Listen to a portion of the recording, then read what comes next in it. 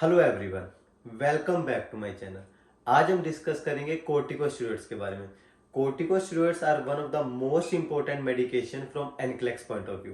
If you are preparing for NCLEX तो ये video आपके लिए मस्ट वॉचिंग है, बिकॉज ऐसा हो नहीं सकता कि आप एनक्लेक्स एग्जाम में अपीयर करें और आपको कोर्टिकोस्टेरॉइड मेडिकेशंस के ऊपर क्वेश्चन आए। So let's start with the most important medication video, corticosteroids. Talking about corticosteroid, पहले हम बात करेंगे कोर्टिकोस्टेरॉइड मेडिकेशन आपको पता कैसे चलेंगी कौन से स्टेरॉइड्स हैं। द वेरी फर्स्ट थिंग जो आपको सबसे ज्यादा एग्जाम में दिखेंगी, all medication which are ending with sone, जिनके लास्ट में जोन लगा होगा, hydrocortisone, prednisone, dexamethasone. So all medications which are ending with sone are corticosteroid, पहली चीज। और ये कैटेगरी आपको एनक्लेक्स एग्जाम में सबसे ज्यादा दिखेगी। Followed by second category, all medications which are ending with आइड। जिस भी ड्रग के पीछे आइड लगा होगा, दिस मेडिकेशन कैटेगरी वो आपको जब भी एग्जाम में दिखेगी, थिंक अबाउट एग्जामिनर किसकी बात कर रहा है, कोर्टिकोस्टेरॉइड्स की बात कर रहा है। द थर्ड वन इज जो थोड़ी रेयर है बट बच्चे इसमें बड़ी ज्यादा मार खा जाते हैं, all medication which ending with solone, ठीक है जी, आर कोर्टिकोस्टेरॉइड। तो हमने तीन मेडिकेशंस की बात की, medications ending with sone, medications ending with ide जो कि सबसे ज्यादा टेस्टेड होंगी, medication ending with सोलोन।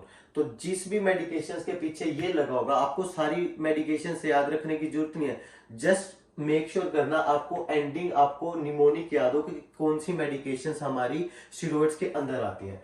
Followed by talking about the routes. Route बड़े सारे हैं इसके।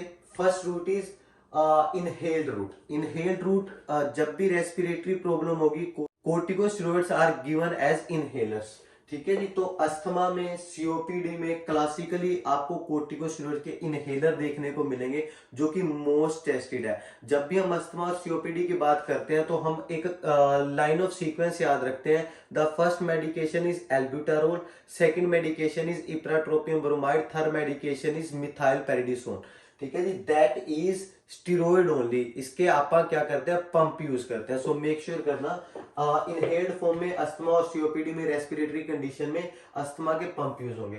Followed by oral medication, tablets भी यूज होती है जब हमारी सिस्टेमिक इन्फ्लामेशन होती है, क्लासिकली रूमेटॉइड आर्थराइटिस। तो पेशेंट को लाइफ लॉन्ग मेडिकेशन चलती हैं। किसी का ऑर्गन ट्रांसप्लांट हुआ हो, लाइफ लॉन्ग ओरल मेडिकेशन चलती है, आप बात करेंगे। फॉलोड बाय टॉपिकल मेडिकेशंस, ये थोड़ी कम टेस्टेड है बट स्टिल आपको पता होना चाहिए। कोई भी हमें स्किन इन्फेक्शन हो जाए, एलर्जिक इन्फेक्शन हो जाए, एक्जिमा, एलर्जिक रैश, डर्मेटाइटिस, प्यूराइटिस, इन सारी कंडीशन में टॉपिकल क्रीम यूज होती है। द ओनली थिंग जो आपको इसके बारे में पता हो, जब भी टॉपिकल क्रीम स्टेरॉइड्स वाली यूज होती है तो मसल वेस्टिंग एक इसका बहुत बड़ा साइड इफेक्ट है, थिनिंग ऑफ मसल। तो कभी भी आपको एग्जाम में क्वेश्चन आए, patient is using eczema, high dose topical steroids क्या कर सकती हैं, thinning of the skin. Make sure करना मसल वेस्टिंग करती है, जो स्किन होती है बहुत इसको थिन कर देती है, पतला कर देती है, ये साइड इफेक्ट आपको पता हो। फॉलोड बाय इंजेक्टेड, इसके बारे में पूरे एनक्लेक्स में बात करेंगे। Injected route is the most fastest route. तो कभी भी पेशेंट को एलर्जिक रिएक्शन हो जाए, एनाफाइलैक्टिक शॉक हो जाए, एनाफाइलैक्टिक शॉक क्या होता है, जब हमारी बॉडी में कुछ एलर्जिक रिएक्शंस हो गई हैं तो उसकी वजह से ब्लड प्रेशर बहुत ज्यादा डिक्रीज हो जाता है। वन ऑफ द मेडिकेशन जो आप इंजेक्ट करते हैं, IV, IM, that are steroids only. Next one is intra articular, directly joints में आप स्टेरॉइड्स के इंजेक्शन देते हैं। क्लासिकली किस कंडीशन में देते हैं, रूमेटॉइड आर्थराइटिस की कंडीशन में देते हैं। फॉलोड बाय द इफेक्ट्स, किस किस कंडीशन में स्टेरॉइड्स काम करती हैं, स्टेरॉइड के इफेक्ट क्या हैं, स्टेरॉइड कैसे काम करती है। तीन आपको मेजर इफेक्ट याद रखने हैं। Steroids are anti inflammatory, inflammation को कम करती है, तभी तो अस्थमा और सीओपीडी में दे रहे थे। एक्चुअली अस्थमा में होता क्या है, ब्रोंको कंस्ट्रिक्शन हो जाती है because of inflammation of the bronchus, तो एंटी इन्फ्लामेटरी है। रूमेटॉइड आर्थराइटिस में हो क्या था, inflammation of joints only, anti inflammatory. Analgesic है and the most important immunosuppressant है, ये इम्यूनिटी को सप्रेस करती है और मोस्ट ऑफ द क्वेश्चन आपको एनक्लेक्स में इसी कैटेगरी से आएंगे। अब एक चीज याद रखना, बिकॉज इट सप्रेस इम्यूनिटी, तो ये किन लोगों में सारी उम्र जाती है, पेशेंट विद ऑर्गन ट्रांसप्लांट, जिन्होंने अपना ऑर्गन बाहर से कहीं से लिया होता है, उनको सारी उम्र इम्यूनोसप्रेसेंट जाती है। क्यों जाती है, ऑलरेडी ऑल्दो जो उनका ऑर्गन है वो पूरे टेस्ट होकर बॉडी में है, still that organ is a foreign body, तो चांसेस होते हैं हमारी बॉडी की अपनी इम्यूनिटी उस ऑर्गन को किल ना कर दे, तो हमें कुछ ऐसी मेडिकेशंस देनी होती है जो इम्यूनिटी को डाउन रखें। क्लासिकली लाइफ लॉन्ग इन लोगों को कोर्टिकोस्टेरॉइड्स जाती हैं। तो कभी एग्जाम में क्वेश्चन आए, patient is having organ transplant, उसको लाइफ लॉन्ग कौन सी मेडिकेशन जाएंगी? कोर्टिकोस्टेरॉइड्स जाएंगी। क्यों? क्योंकि कोर्टिकोस्टेरॉइड्स इम्यूनिटी को सप्रेस करती हैं। अगर इम्यूनिटी को सप्रेस करती है तो इसके साथ क्वेश्चन बहुत ज्यादा बनते हैं, because patient is at risk of infection. बड़े सारे क्वेश्चन आएंगे, अपन डिस्कस करेंगे। Not talking about the most important part, जिसके ऊपर आपको अब एनक्लेक्स में रियलिटी में रियली क्वेश्चन आएंगे, that are the side effects. The patient who is taking corticosteroid, आपको किस किस चीज का ध्यान रखना। The very first thing, corticosteroids क्या करते हैं? एडिमा करते हैं, it retain water inside the body. तो अपना काम क्या होता है? To monitor weight gain. ठीक है जी। अगर किसी पेशेंट में रिपोर्ट करना अपने, if there is more than 1 LB per day, a patient is taking corticosteroid, उसकी बॉडी के अंदर एक दिन में 1 LB से ज्यादा वेट गेन हो रहा है, यू हैव टू रिपोर्ट। या फिर 2 से 3 LB एक हफ्ते के अंदर गेन हो रहा है, you have to report. Make sure करना, हमें हर रोज इनका वेट चेक करना होता है। क्यों चेक करना होता है? Because steroids retain water, as it retain water it lead to edema। और हमें किस किस चीज को रिपोर्ट करना है? if there is more than 1 LB gain in 1 day and 2 to 3 LB in 1 week, you have to report। ये बड़ी इंपॉर्टेंट क्वेश्चंस हैं जो आपको एनक्लेक्स में आएंगे। तो कभी भी एग्जाम में क्वेश्चन है, पेशेंट इज टेकिंग कोर्टिकोस्टेरॉइड, किस चीज को रिपोर्ट करना है? वेट गेन को। किस चीज को अपन ने देखना है? हर रोज daily weight, not weekly. Make sure करना, don't get trick. Second thing आपको पता होना चाहिए, जो दूसरा साइड इफेक्ट होता है with steroids, that is hyperglycaemia. Steroid हमारी बॉडी में शुगर के लेवल को इंक्रीज कर देती है। If it is increase the sugar level, तो हमें किस चीज का ध्यान रखना है जी? डायबिटीज पेशेंट में बड़े ध्यान के साथ देनी है। Given with question in diabetic patient, पहली चीज, फॉलोड बाय पेशेंट को रिपोर्ट करना है, very important to know. NCLEX में क्वेश्चन आता है, पेशेंट इज हैविंग स्टेरॉइड्स, उसको किस चीज के लिए रिपोर्ट करना है? द साइन इमीडिएटली रिपोर्ट करना है ऑफ हाइपरग्लाइसीमिया। और वो कौन कौन से होते हैं? 3 P's, पोलीफेजिया, पोलीयूरिया, पोलीडिप्सिया। अगर पेशेंट को बहुत ज्यादा थ्रस्ट लग रही है, बहुत ज्यादा भूख लग रही है, बहुत ज्यादा यूरिनेशन हो रही है after steroids, immediately think about these are the sign of hyperglycemia. आपको डायरेक्टली क्वेश्चन नहीं आएगा, patient is taking steroid complaining of excessive urination, think about जी ये किसका साइन है? ये इंक्रीज शुगर का साइन है, and you have to report. Followed by, इन लोगों को, if patient is having diabetes, इन लोगों को क्या चीज रिकमेंड करनी है? इंसुलिन का लेवल इंक्रीज कर देना। ऑब्वियसली इंसुलिन का लेवल इंक्रीज कैसे होगा? With physician prescription only, but आपने एजुकेशन देनी है पेशेंट को इस चीज को लेकर। फॉलोड बाय, अगला साइड इफेक्ट क्या करती है स्टेरॉइड? ऑस्टियोपोरोसिस, बोन्स को वीक करती है। कैसे करती है osteoporosis? Because steroid decrease the calcium absorption in the gut. Steroid abdomen के अंदर कैल्शियम को एब्जॉर्ब नहीं होने देती। अगर कैल्शियम एब्जॉर्ब नहीं होगी तो बोन्स वीक होंगी। तो हम स्टेरॉइड के साथ क्या एजुकेशन देते हैं जी? पेशेंट को विटामिन डी और कैल्शियम सप्लीमेंट लेने होते हैं जो लॉन्ग टर्म स्टेरॉइड लेते हैं। Followed by weight bearing exercise करवानी होती है हर रोज। Weight bearing exercise is so good for osteoporosis. जो लोग ऑस्टियोपोरोसिस वाले होते हैं उनमें वेट बेरिंग एक्सरसाइज करवाते हैं। ब्लड सर्कुलेशन इंप्रूव होती है, जिससे उनकी बोन्स क्या होती है? स्ट्रॉन्ग होती है। About next side effect, that is cataract. Cataract, इन लोगों को याद रखना, steroid lead to vision changes. इन लोगों को आंखों में, इन लोगों की विजन में प्रॉब्लम आती है, सो इनको रिकमेंड किया जाता है एनुअल आई एग्जामिनेशन, और पेशेंट को टीच किया जाता है if there is vision problem immediately report. Followed by the most important side effect, जिससे आपको सबसे ज्यादा क्वेश्चन आने, दैट इज इन्फेक्शन। क्यों इन्फेक्शन होने के चांसेस होते हैं? बिकॉज स्टेरॉइड्स आर इम्यूनोसप्रेसेंट, आपकी इम्यूनिटी को कम कर देगी। मेक श्योर करना, you can not give steroids to kind of HIV patient, those who are already immunocompromised। एक चीज, you cannot give steroids if patient WBC's level is less than 5000। ठीक है, आप नहीं दे सकते, क्योंकि स्टेरॉइड ने करना ही क्या है? WBC's के लेवल को और कम करना है। अगर वो पहले से ही कम है तो आप नहीं दे सकते पेशेंट को स्टेरॉइड। मेक श्योर करना, even fever 100 is priority with steroid. अगर आपको एग्जाम में क्वेश्चन आए पेशेंट इज टेकिंग स्टीरॉयड, उसको माइल्ड फीवर है 100 है, वो भी एक मेडिकल इमरजेंसी है। क्यों? बिकॉज ये पेशेंट खुली किताब है इन्फेक्शन के लिए, पेशेंट को पूरे पूरे चांसेस है इन्फेक्शन होने के। सो मेक श्योर करना fever even 100 is priority with steroid. Although NCLEX में इतना कम फीवर कभी भी मेडिकल इमरजेंसी में कंसीडर नहीं होता, विद स्टीरॉयड्स आपको मेक श्योर करना है। फॉलोड बाय दूसरी चीज क्या करनी है, पेशेंट को एजुकेट करना है, avoid crowd as much as patient can. Even patient को हम न्यूट्रोपिनिक प्रिकॉशंस पे रखते हैं। Those patient who are taking steroids उनको हम न्यूट्रोपिनिक प्रिकॉशंस पर रखते हैं। न्यूट्रोपिनिक प्रिकॉशन अपने आप में एक बहुत बड़ा टॉपिक है, स्टिल मैं आपको थोड़ा सा बता दूं। इनको अलग से एक रूम देते हैं, इनको hand washing properly hygiene maintain करने के लिए कहते हैं, क्राउड को अवॉइड करते हैं, सिक पीपल जो लोग बीमार हैं वो इनके कॉन्टेक्ट में नहीं आएंगे। इवन जो लोग इनके कॉन्टेक्ट में है at least there should be 6 feet distance between them. There are so many things जो कि न्यूट्रोपिनिक प्रिकॉशंस में आती हैं, वो अपने आप में एक टॉपिक है, किसी दिन डिस्कस करेंगे। बट आपको याद रखना है विद स्टीरॉयड्स पेशेंट को न्यूट्रोपिनिक प्रिकॉशंस के ऊपर डालना होता है। फॉलोड बाय इनमें पूरे पूरे चांसेस होते हैं डेहिसेंस होने के। ये क्या होता है जी, those patient who are taking steroids, जो स्टीरॉयड्स ले रहे हैं उनकी सर्जरी हुई है, उनको डेहिसेंस होने के चांसेस होते हैं। ये क्या होता है, वुंड ओपनिंग, उनको फॉर एग्जांपल चीरा लगा है जिसके बाद सूचर लगे थे वुंड क्लोज करने के लिए। बट इन लोगों में हीलिंग क्या हो जाती है, स्लो हो जाती है। क्यों स्लो हो जाती है? बिकॉज इम्यूनिटी इन लोगों की काम नहीं कर रही।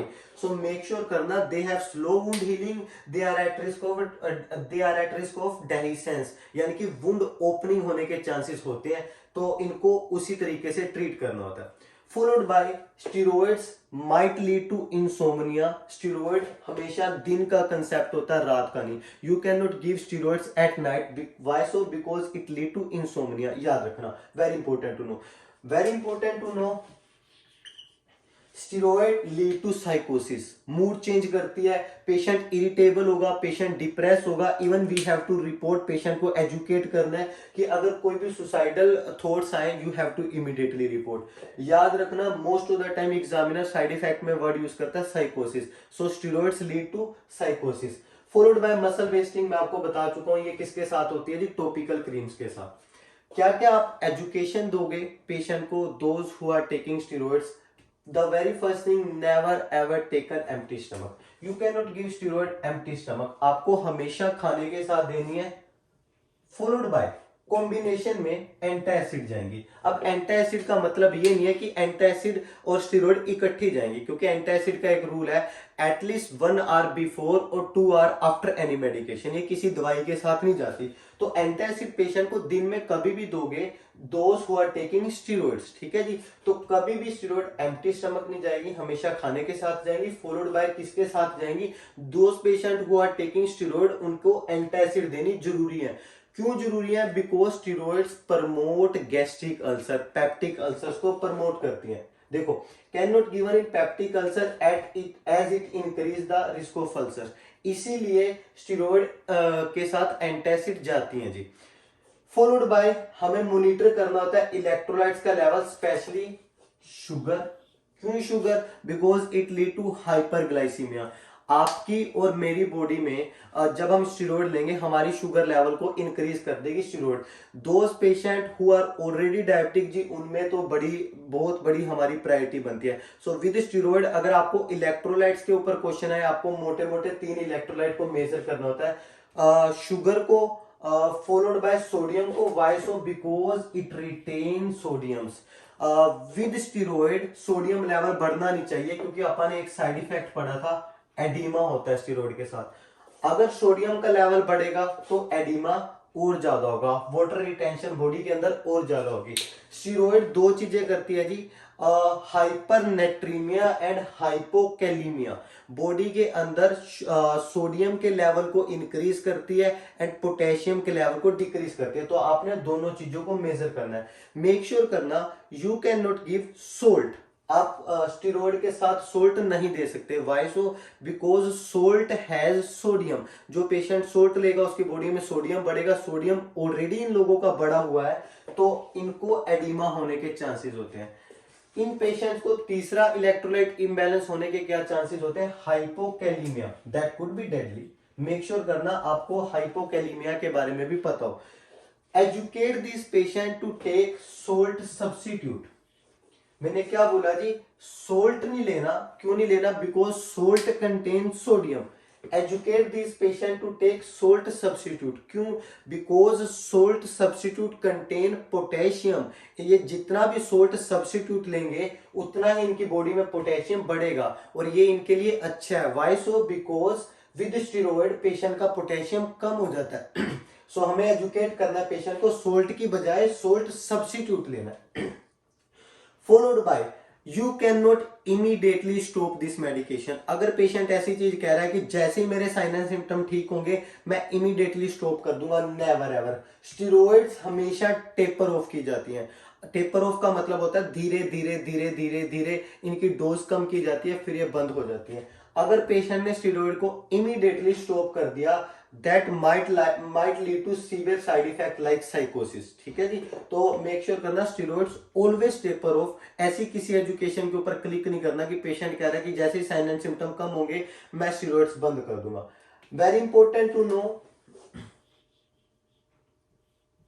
No live vaccine with steroids. ठीक है जी, क्यों लाइव वैक्सीन नहीं देनी? Because steroids lead to immunosuppression. हमारी इम्यूनिटी को कम करती है स्टेरॉइड। अगर इसके साथ लाइव वैक्सीन आप दे दोगे, लाइव वैक्सीन एक्चुअली होती क्या है? फॉर एग्जांपल ट्यूबरक्लोसिस की बीसीजी वैक्सीन लाइव है। अगर उसमें है क्या जी, ट्यूबरक्लोसिस का जिंदा बैक्टीरिया। अगर आपने जिंदा बैक्टीरिया पेशेंट के अंदर इंजेक्ट कर दिया, आप में और मुझ में तो कोई साइड इफेक्ट नहीं होगा because we have good immunity. इन लोगों की इम्यूनिटी बिल्कुल अच्छी नहीं है, इनको ट्यूबरक्लोसिस होने के चांसेस हो सकते हैं। So all medications which lead to immunosuppression, इसके साथ लाइव वैक्सीन नहीं जाती और स्टेरॉइड इम्यूनोसप्रेशन करती है। मेक श्योर करना आपको 5-6 जो एनक्लेक्स की सबसे ज्यादा टेस्टेड लाइव वैक्सीन है वो आपको पता हो। One is BCG, one is varicella, vaccine पता होनी चाहिए। Followed by no in glaucoma. You can not give steroid in glaucoma. Why not? Because glaucoma में होता क्या, इंट्रा ओकुलर प्रेशर इंक्रीज हो जाता है, आंख के अंदर पानी रिटेन रहने लग जाता है। अगर आपने स्टेरॉइड वाले पेशेंट्स को, अगर आपने ग्लूकोमा वाले पेशेंट को स्टेरॉइड दे दी दैट रिटेन फर्दर वाटर और उसका ग्लूकोमा वर्स हो सकता है। So you can not always taper off, no live vaccine, not in glaucoma.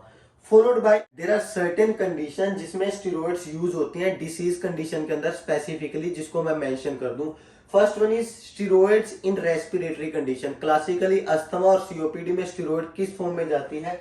Inhaled form में जाती है, पंप की फॉर्म में देते हैं। तो पहली चीज आपने क्या एजुकेशन करनी है पेशेंट को, those who are taking steroid in asthma और सीओपीडी इनहेलेशन फॉर्म में, पंप की फॉर्म में आपने एजुकेट करना है। After every use of pump आपने अपने माउथ को रिंस करना है। क्यों रिंस करना है? बिकॉज अगर स्टेरॉइड के बाद माउथ को रिंस ना किया that can lead to oral thrush या फिर कैंडिडियासिस। फंगल इन्फेक्शन होने के चांसेस होते हैं पेशेंट को पूरे। तो पेशेंट कभी भी आपको एग्जाम में क्वेश्चन आए patient is taking steroid oral inhalation form में ले रहा है, उसको कौन से चांसेस है, ओरल थ्रश या फिर कैंडिडियासिस। या फिर दूसरा क्वेश्चन है उसको कैसे प्रिवेंट कर सकते हो, educate the patient to rinse the mouth after every use.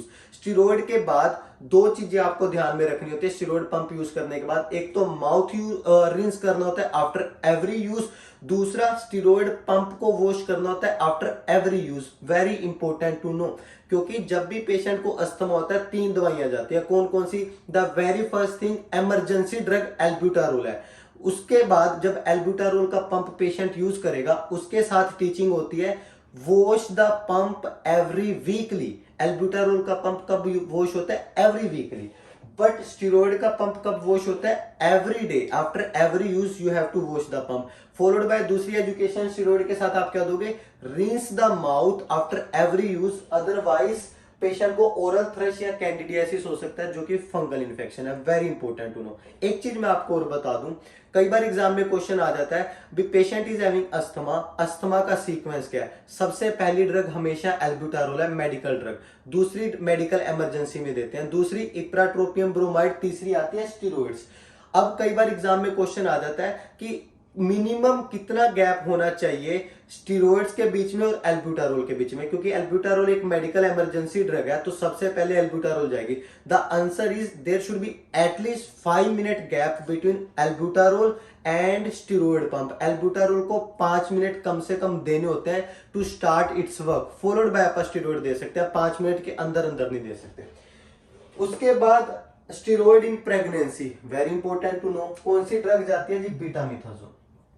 ये किस फॉर्म में जाती है? आईएम इंजेक्शन के फॉर्म में देते हैं, प्रेग्नेंट मदर को देते हैं। क्यों देते हैं? जब बच्चे में चांसेस हो कि प्रीटर्म डिलीवरी हो सकती है। प्रीटर्म डिलीवरी क्या होती है?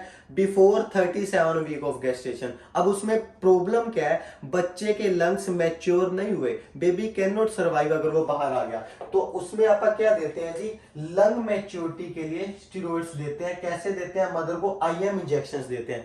और कैसे देते हैं? 2 इंजेक्शन जाते हैं 24 आवर अपार्ट, 24 घंटे का गैप होता है, 1 ऑन ईच बटक। ठीक है जी, पहले राइट बटक पे फिर लेफ्ट बटक के ऊपर इंजेक्शन देते हैं। क्यों देते हैं जी? Because of lung maturity. किन में देते हैं? प्रीटर्म, जिनमें प्रीटर्म डिलीवरी होने के चांसेस होते हैं, otherwise this baby can not survive. तो याद रखना बीटामिथाजोल। द लास्ट थिंग जो जर्नल पेशेंट को एजुकेशन देते हैं with steroids, educate patient to increase the dose at the time of stress. Patient is having any kind of physical, emotional, mental stress है उसको, अगर वो स्टीरॉयड ले रहा है तो उसको एजुकेट करना है कि उस टाइम पर अपनी स्टीरॉयड की डोज इंक्रीज कर लेनी है। क्यों कर लेनी है? बिकॉज इन स्ट्रेस हमारी बॉडी के अंदर स्टीरॉयड हार्मोन की नीड बढ़ जाती है, तो पेशेंट इज टेकिंग स्टीरॉयड तो उसको डोज भी ज्यादा चाहिए होती है। That is all about NCLEX. अगर आप एनक्लेक्स के लिए जा रहे हो स्टीरॉयड के मामले में, that is the most important video जो कि आपको मस्ट वॉच है। सो मेक श्योर करना those who are preparing for NCLEX उनको, उनके साथ ये वीडियो शेयर करना, बिकॉज ये वीडियो बहुत जरूरी है उनके लिए। मैं आपके लिए ऐसी वीडियोस लाता रहूंगा। अगर आपको मेरी वीडियोस पसंद आती है, kindly like, share and subscribe. Thank you.